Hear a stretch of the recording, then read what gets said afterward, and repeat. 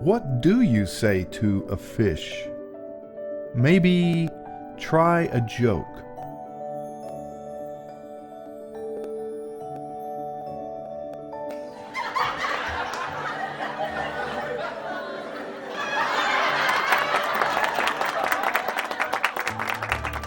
Let's say you've invented a technology that allows you to communicate directly with another species, brain to brain. All you need are a pair of magic gloves, a magic headset, and someone to talk to, and that should be the easy part.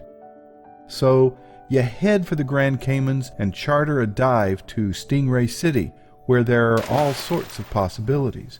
You pick out a big, prosperous-looking stingray, lay hands on him, and start transmitting information.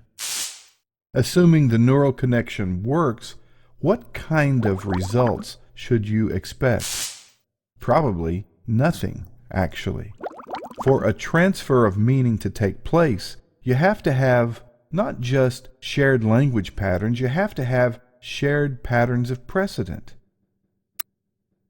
Try explaining that you've come out from the island by boat. You're staying in an expensive hotel on the beach and flying back to New York Thursday on a 747. If you just launch into all this without ramping up the patterns, your new friend is going to have a hard time keeping up. Without the lattice work of patterns and precedents, you and the stingray live in completely different universes.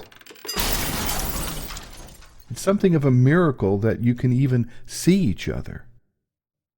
The stingray probably won't have much insight into the dimensions beyond his home. There is an aerosphere above his kingdom, along with massive landforms and a whole other kind of life.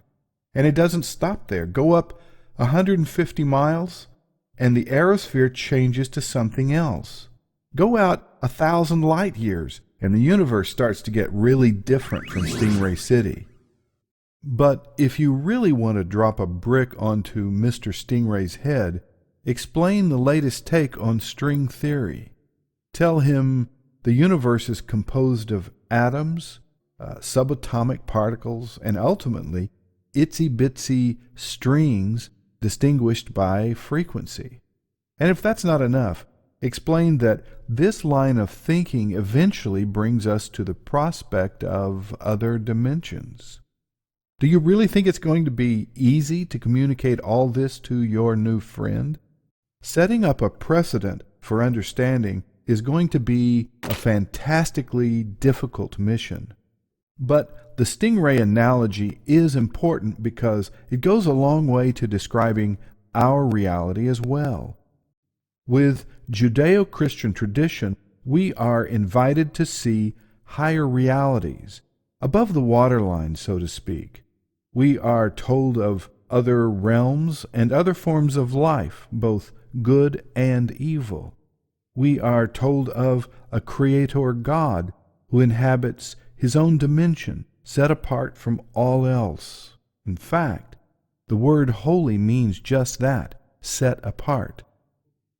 As difficult as it would be for a stingray to understand string theory, think of the difficulty communicating with the dimensionally bound little blind tribe of humanity.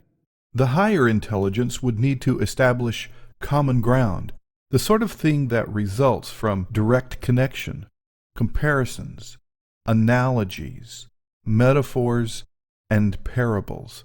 And that's exactly what you find in Judeo-Christian tradition. And that connect point between the two realms is a crosspoint.